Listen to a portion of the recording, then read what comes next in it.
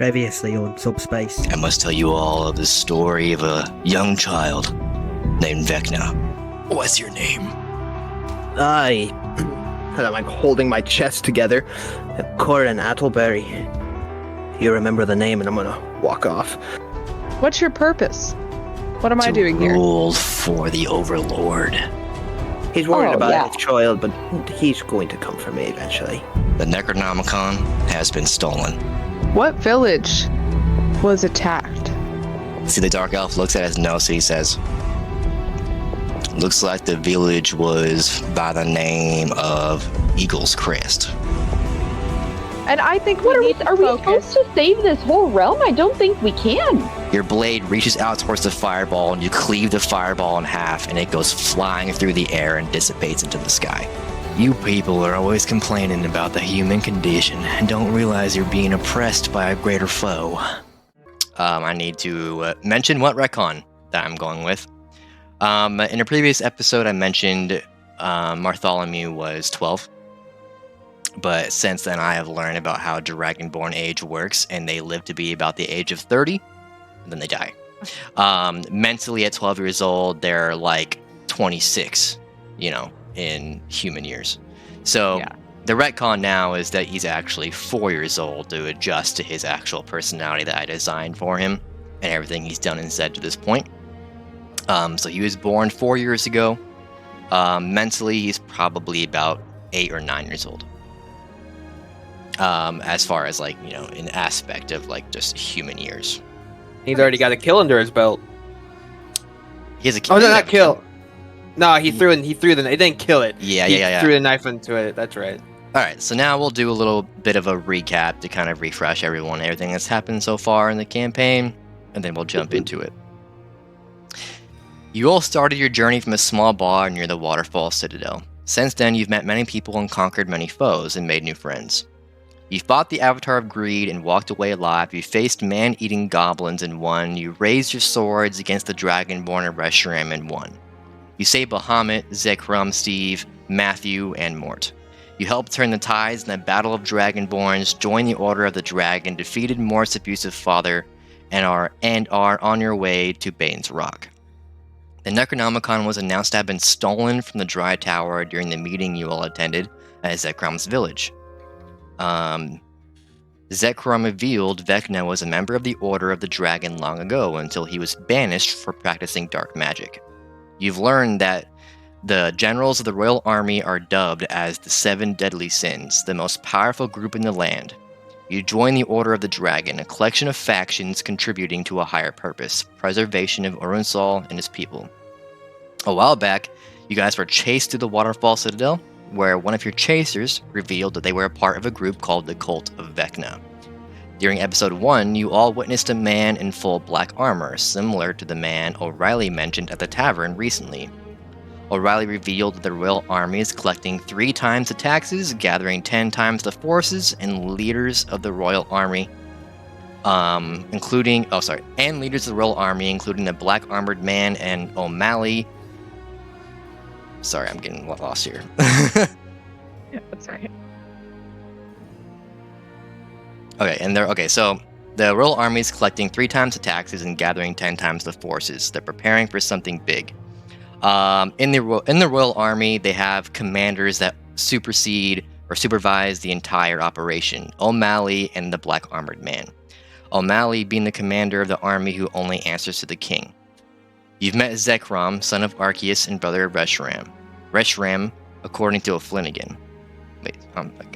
You've met Zekrom, son of Arceus and brother of Reshiram. Reshiram, according to O'Flanagan, is a sympathizer to Arceus and history's recordings of his tyrant and racial supremacy rule of the land. The very same history Zekrom claims was falsely written by the king. One village ago, you guys witnessed the aftermath of a gruesome murder of a butcher. The wall caved in and the butcher torn to shreds by some kind of claw and or talon. You're not sure who it could have been, and it didn't look further into it before leaving. There are 2 large factions in the Order of the Dragon, and you are aware within the Order there is a faction called the Knights of Justice, who Zekrom told you will have some guards posted at Eagle's Crest for your protection upon arrival. Most recently, in your travels, we prayed with Mort for Maliki to bless him. Corwin contacted Zachariah about his ailment. Demonia learned some new casting techniques with her lute, and Flynn started training Mort in the way of the dagger. Then you fought the Displacer Beast. Mort landed his first ever attack against the creature by throwing his dagger into one of its tentacle tails and disabling its tentacle. His first step into the way of the dagger and being a full-fledged member of Bob. Now, you're preparing for Baden's Rock, a village with rumors of missing children, run by its lord, Baden, and famous for its ale. And that is the recap of general events that have happened up to this point. So, before I fully swing into it, is there any questions you guys want to make or comments before we go in? Yeah, I got one question. Yeah. In my inventory, I have a silver coin. I don't remember what that's for. Let's see. I feel like it's somewhat important. It's okay. I have a skeleton key that we're so far past now. I don't think I'm ever making it back to that where that goes. We'll just use it to break into stuff. It's fine. Right? Just use it, see what happens. It's just a silver coin. Yeah, there's no description or anything. I don't remember putting it in there. It might just be a silver coin. It could have been something you got from your background or something. I don't remember putting it in there. Okay. Okay. Alright. So, as we jump into this, we're going to start 2.5 weeks ago. Corwin, you're in a tavern at Zekroun's village. You've been gathering information on the happenings around Urunsal. And you met a contact who told you that at Bane's Rock there is some people missing. You're sitting at a tavern with him, and he is a gnomish fellow, pretty stout. He has a long white beard and orange hair. Looks to be in about the age of 30 to 40 years old. And he has his hand, grabbing around an ale. And he's looking straight forward, and as he speaks to you, and he says, "So you're looking around for some quests, eh? Some happenings? Well, I come from a little village down south, and it's, have you ever heard of Baden's Rock?" Oh, it's vaguely familiar, but tell me about it. And over at Baden's Rock, that's where I reside. My family has lived there for a very long time, and, it's famous for its ales, but it's not famous for its missing children. For a little while now, there's been children just disappearing in the night, and it seems like it's becoming worse and worse as the days continue. You see he pulls out a little, this parchment paper that's been folded up neatly and places it on the tavern counter. And he kind of pushes his ale glass aside, and he unwraps the letter, and he kind of pushes it over to you, still choosing to look forward and not make eye contact. And says, "If you read that there, you can see what my family has sent me and their concerns of what's been going on in the village." As you look down upon the letter, you can see it's from a woman named Lyra, autographed at the bottom. And the general letter just wraps around the idea that the Lord of Baden's Rock, Baden Relic Sr., his child, Baden Relic Jr., has gone missing. He's offering 2,000 gold for someone who can find it, and Lyra sent this letter to the gnomish fellow you met by the name of Quaid, wondering if he might want to return to help achieve that bounty and get some gold in his pocket. And Quaid chimes in as you're glancing down this letter. He says, "I'm not really much of a treasure hunter, and I'm not really hurting for some money, but I'm planning on making my way back over there here, and, but I kind of feel like I might not be a huge help for this at the moment. I've got some other dealings, but if you need, maybe you need some money in that old pocket, you can, see what's going on over there at Bane's Rock, and we can rendezvous then." Yeah, we could, sorry, what was your name again? "I am Sir Quaid." Sir Quaid, or Knight? "I am." Oh, Well, pleasure to meet you. Name is Corwin Attleberry. But yes, I will take a look at the ongoings here at Baden's Rock. I super appreciate that, Corwin Attleberry. Is it you by your lonesome or? At the moment, I am. A few of my compatriots, I believe they're out and about doing different things, but I do not travel alone. A little bit wiser than that. Yeah, it's a good idea to travel alone. It's not a prosperous life, Corwin Attleberry. He says that. He glances over to you and gives you a little bit of a wink, then looks back straight forward, looks down at his ale and takes a sip and slams it back on the table.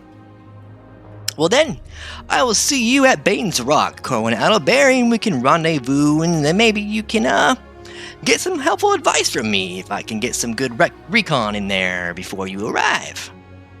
Yeah, definitely. I appreciate it, sir.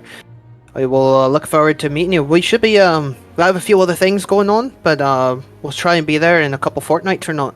Okay, well, I'll see you then, Corwin. You see he pulls out a couple of gold coins and puts them on the table and waves his hand. He says, for my friend over here. And he jumps off the little stool and lands on his feet, drops about a foot or two, and then he gives you a pat on the back before he makes his way out of the tavern. Take care. He leaves you to your lonesome, and we flash forward. Corwin, you're kind of looking over what remains of the Displacer Beast as that flashback kind of runs through your mind, and subconsciously you take out that letter and you unfold it and you look at it before folding it back up and putting it back in your pocket. You guys have just defeated the Displacer Beast, and you're all waking up, bruised and battered. What are you up to? I need a nap and a band-aid. Just woke up. I need a nap. You kind of So see O'Flanagan We did walks get a over long to rest Mort. then. Yeah, you're about to take a long rest. But you see O'Flanagan walks up to Mort. He kneels down, and you can see he's talking sternly to him, but he's kind of like speaking low and just looking him straight in the eye, kneeling to his height and waving his finger in his face. And you see Morris kind of just looking down as they're having a private discussion. It's about noon at this point. You guys have been sitting around for a little while, and we'll say in that time of sitting around, you've kind of just got your long rest. Okay. The fight happened at daybreak, so you've had some time since to kind of regather yourselves. Can I eat some food and drink some of the water I have as well? Yep. Yeah. Cool. May I do the same? As Well, you guys, yeah. you guys are kind of gathered around the fireplace that you kind of rekindled and set back up with a low flame, and everyone's around it. You see O'Flanagan kind of just has his legs crossed, and he's kind of staring deep into the fire. Looks over to Corwin. So, what else do you know about Baden's Rock? I mean, I think we're a couple miles out now. Other than the children being missing, the Lord Baden Relic Senior, he'll pull out the note like, his child Baden Relic Junior is one of the ones missing, and he's offering 2,000 gold for his return. So the Lord there, his child is missing. Other than being known for their ales and whatnot, I do have a contact waiting for us there. He's a knight, gnome. He said that he's going to do a little bit of recon for us. So once we get there, look for him, and then he may be able to address us in the right direction. We might be able to go talk to this Baden and be able to kind of get some headway. Okay. You guys can all make history checks real quick on what you know about Baden's Rock as a village. Okay. 19.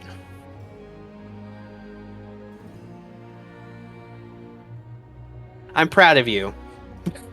16. Alright, so you all know general information. You know that Baden's Rock is part of a trade route from the north to the south. It's most famous for its tavern and its ale house, along with the brewery where they brew their ale. This ale, particularly, is traded and sold all throughout Urunsal, and it is one of the biggest pieces of merchandise amongst many traders, villages, and cities. Without that ale, many businesses would collapse and they would go bankrupt because that ale is considered a Urunsal treasure.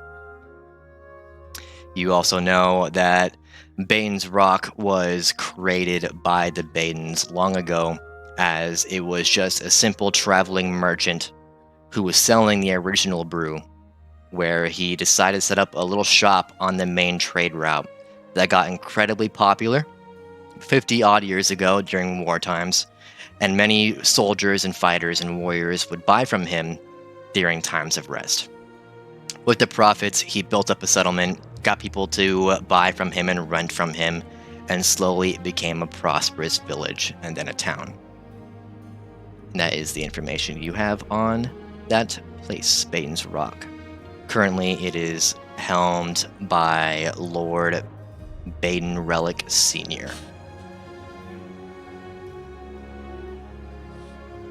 As the flame still flickers, Flanagan kind of looks between all of you, and Steve is kind of just laying down near the fire, resting.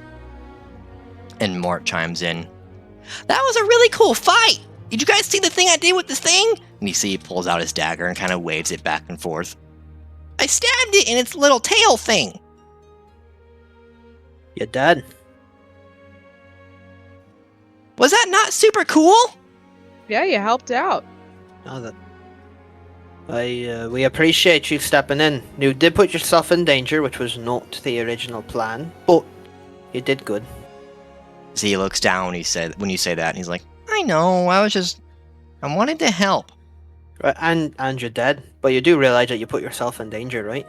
You guys put yourselves in danger every day. Yes. But just be careful next time. Don't try and jump in between, because if one of us were doing something, especially if we are trying to affect the ground, and you happen to step on that part of the ground without communicating, it could have gone badly for everybody. Okay. Now, biggest thing to remember is, yes, having a strong arm is helpful in a fight, but you need to work on this before you can start jumping into fights, because this wins battles. My head? See, he looks at you kind of questionably. Your brain need smarts. How do I get more smarts? You watch and listen. Yeah. He looks down again, and he just kind of nods his head and kind of looks down at his dagger deeply. But you did good. It worked out this time. Just be smart. And what do you guys want me to do if you're in peril and you need my help? Looks back up and stares at Corwin. If we're in danger, you can... If one person's in danger, go to someone else and ask what can be done to help that other person. Now, if we're all down, run. Get out of there. Obviously, things have gone terribly wrong. And you sticking around trying to help us out is not going to be benefiting you. And you could end up just like us. Everyone give me perception. I want to perceive things. 21. Flynn gun that 17. one. Perceive it. Shit, he's got his fucking eyes covered. He's just... I'm thinking like, I'm so fucking tired. Alright, so 14. 12 and above. You So kind all of hear of what them. sounds like some twigs snapping in a forest line. Some brushes moving around. Something is approaching. You all I'm gonna quickly look turn. up to my... Oh, never mind, sorry. You're good. Go ahead. I was just gonna say, I'm gonna look up to everyone and be like, did y'all hear that? Yeah. As Orbeeb I says heard it. that, you turn to the forest line, and you hear a neigh, and one of the horses in almost all black fur just kind of comes trotting back out of the forest line and approaches you guys and approaches the fire and just kind of like bows its head and just looks like it's trying to rest somewhat. Is this one of ours?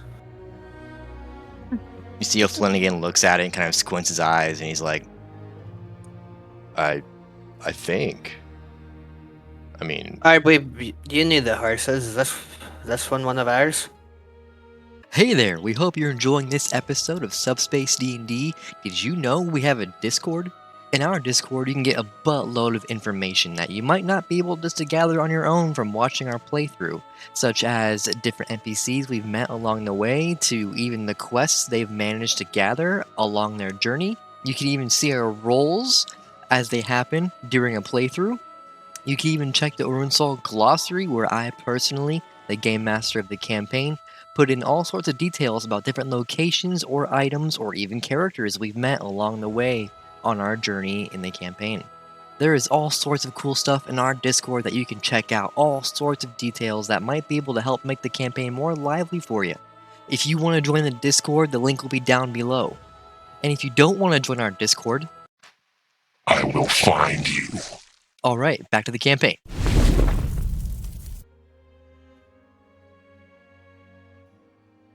Dungeon Master, do I know if it's one of ours? Looking Okay, at it, roll. you can give Dungeon me Master.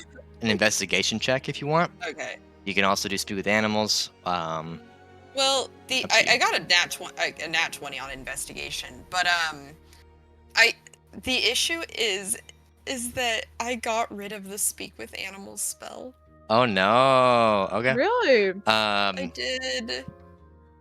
didn't want to, but I needed more spells that were actually helpful. I felt Damn. the same way when And I went every through time mine. I used speak with animals, it was not helpful. Yeah. It just made we'd feel worse. You'll live to regret that. No, I'm just kidding. I know. Oh my god. I didn't want to get rid of it, but it The just wasn't helping. with a nat me. 20, you look at the horse and you quickly realize this is the one that didn't like talking to you a whole lot, and almost Mike. refused to speak with you. Well, good thing you didn't cast speak with animals.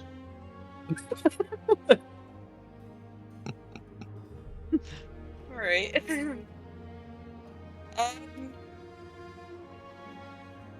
Well, now I wish I had speak with animals. I had talked to the poor guy. Oh no, how are you gonna talk to Steve? We know. We just know. We Alright. got the connection. I Just respect Got gotta- that connection. Can I, despite not having the spell, can I try to communicate with this horse? Just out of pure will and previous knowledge. You can try. Give me I performance. will try. I'm ready to roll a nat one, so you just neigh at him. And he's like, what the fuck? You see Orwave stands up. 11. So Orwave, how would you like to try to communicate to the horse? I walk up to him and offer my hand out, and I want to see how he responds to that. You hold your hand out and you see the horse steps forward. Give me a dexterity saving throw. Oh my god. And he punches you in the fucking And he head. fucking turns around and kick whips my shit. 18. You watch as the horse immediately butts forward and tries to headbutt you, and you just dodge out of the way as the horse misses, and you instantly realize for sure that this is the horse Mike, who tried to headbutt you last time and missed. As far as communications, there is a barrier. Didn't you get an 18 last time? He tried to headbutt you. Probably. he missed both Like, times, so I'm pretty fast. sure.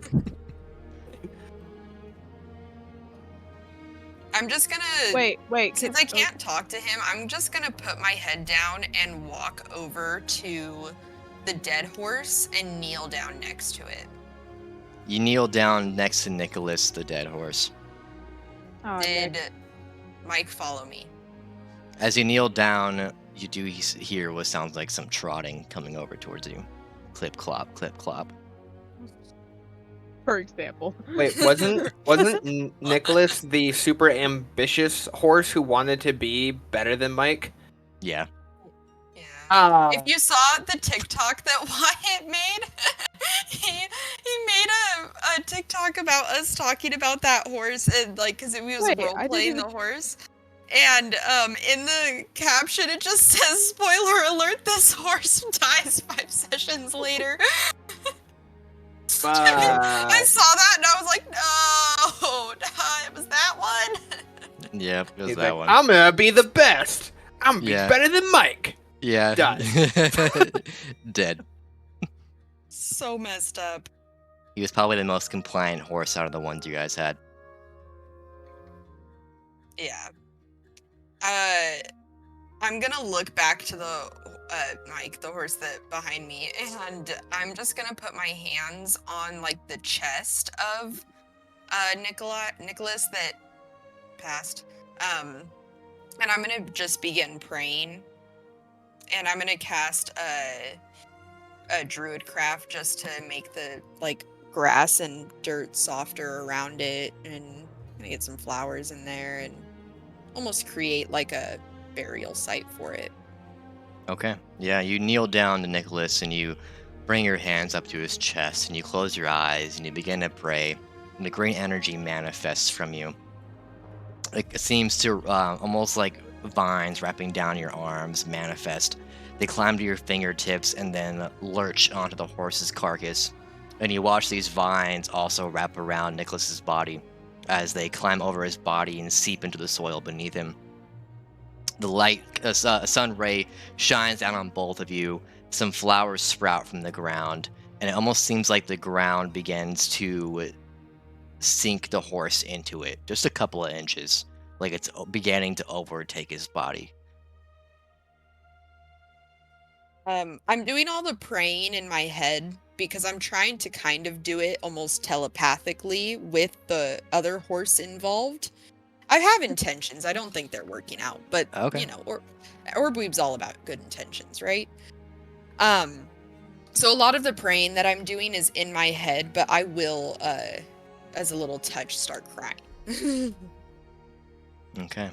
Yeah, a couple of tears stream down your face as you're praying to Nicholas's body, and the idea kind of washes over you that you said you'd protect him. And just within moments later, you watched with your, you watched as the Displacer Beast just leaped from thin air and just burrowed into Nicholas's body and killed him. As those images flash through your mind, you kind of let them wash over you, and you feel the guilt and the pain, and you let it wash past you as you say your goodbyes to Nicholas. Do I see Orweeb over by Nicholas? Yeah, past perception, you do all know that Orbweeb Okay. is kneeling next to Nicholas, and Mike is within a few feet behind her, just kind of observing. All right, I'm gonna stand up and make my way over, knowing that Orweeb has a connection with animals, and this was one that I know she had talked to. I'm gonna go over and kneel down next to her, like, so, which one was this? It was Nicholas. Oh, He had probably the most spirit out of all of them. He really wanted to be a part of this trip and this adventure. Orweeb just starts crying again. oh. Like full sobbing now. Oh, Hey, it's all right. He wanted an adventure. He got one. Probably not the way he wanted to go, but you gave him a nice burial. This is nice. It's fancy. I told him I wouldn't let him get hurt. I told Mike that too, and I don't know why he's here. That big feller there. That is one. That's Mike, the one that was here. Yeah. Hi, Mike. And he's gonna like Yes. scoot over, well knowing that this horse doesn't like people. He's only ever Um, tried to headbutt me and has not spoken a single word to me, so yeah, I'd try to be careful of him. Oh, so it's physical interactions. Noted.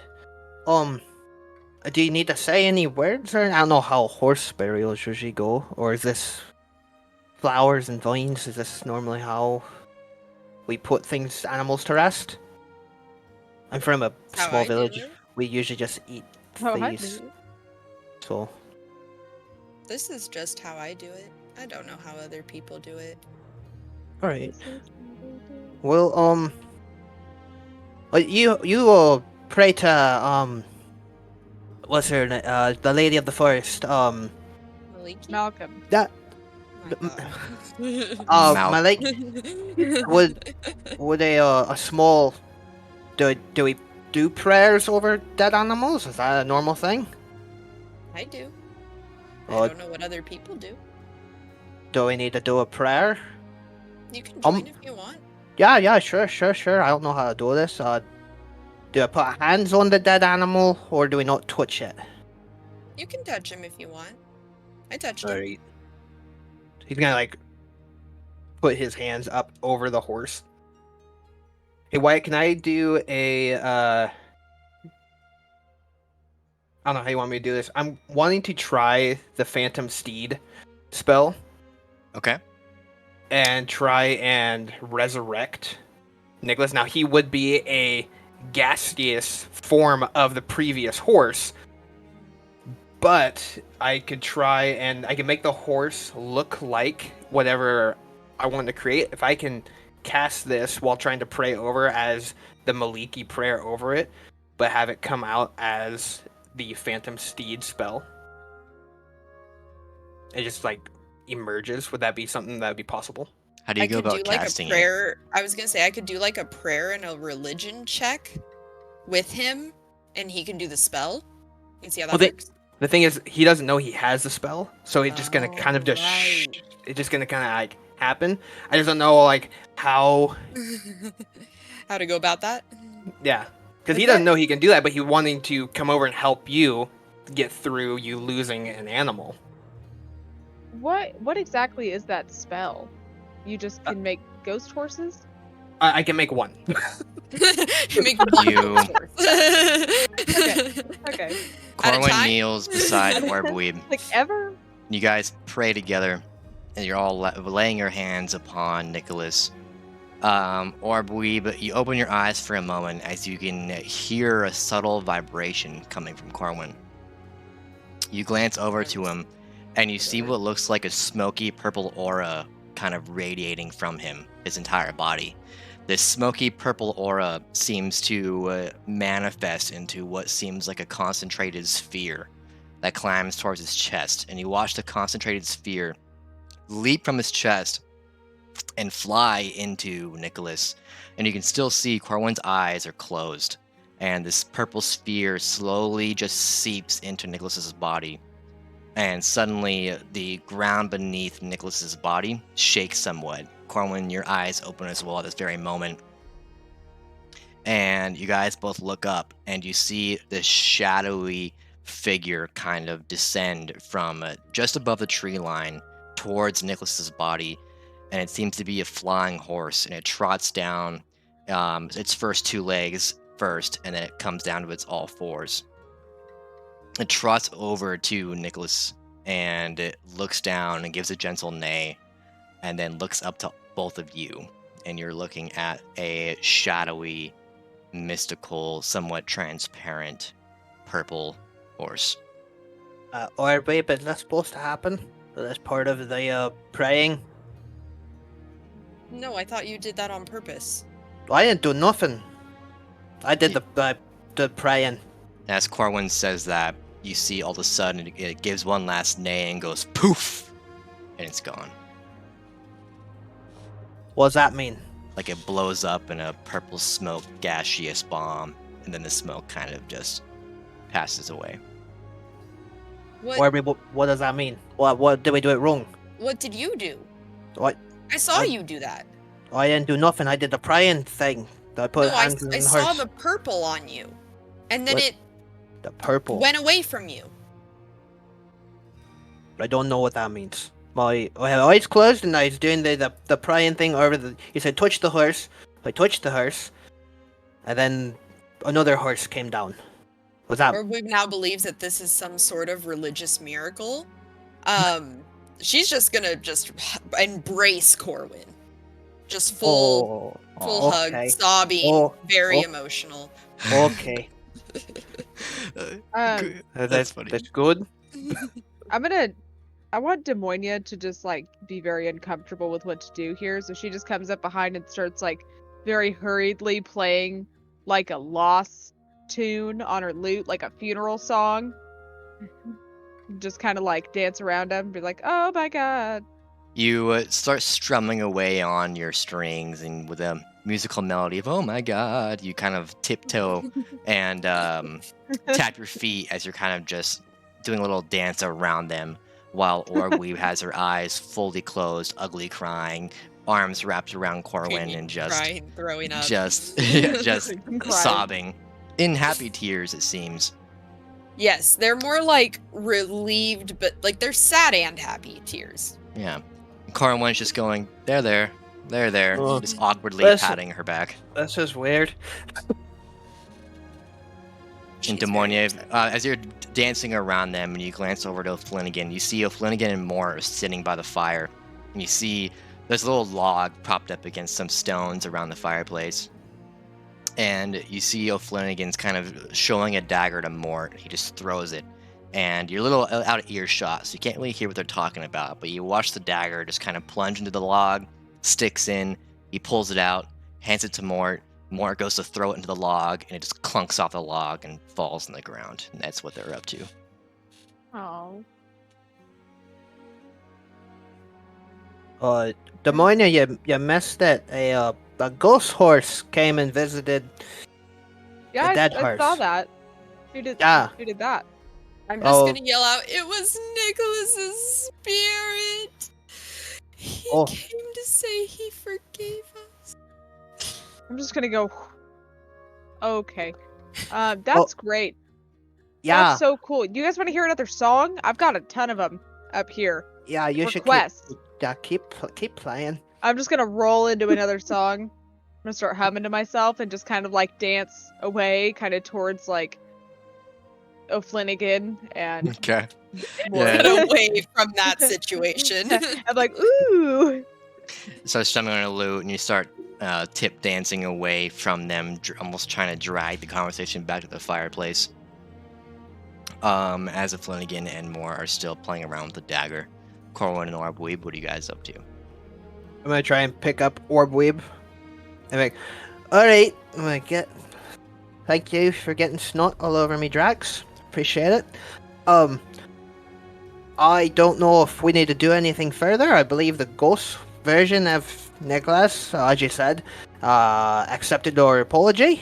So, that concludes funeral rites, right? Is that how animal deaths go? She's gonna just start like wiping her tears and face and collect herself and yeah, I guess that concludes it all. So is that normal, the ghost version of an animal coming down and interacting? I've never seen that before. Oh, cool! But I think you had something to do with it. I mean that, Oh. Corwin. I saw it come from you. And I Of don't know if course. you've tried praying before, but I think you should try it again sometime. Oh, I don't know if Maliki likes me that much. This was more of a one-time kind of thing. Suit yourself. But you guys yeah, Go ahead. but yeah, we maybe if we have another dead animal, we can try it again. But hopefully not anytime soon. He's going to like just kind of like shimmy back. Weeb's just gonna lay down where Nicholas was buried. He's Just, still like, somewhat above the lay ground. Then she'll lay with her head on his chest or something. Okay. Yeah. Or you The go and lay cleanest down. part of him, I guess, assuming that he's kind of mangled. He was kind of Yeah. torn up a little bit. You kind of lay on his leg, and you kind of let your eyes slowly close as you just drift away in thought. You guys begin to grab your stuff, saddle up on Mike. You let Mort sit on top as he trottles along with you guys on Mike's back, and you all make way for Baden's Rock, closing the last couple of miles and arriving to the village.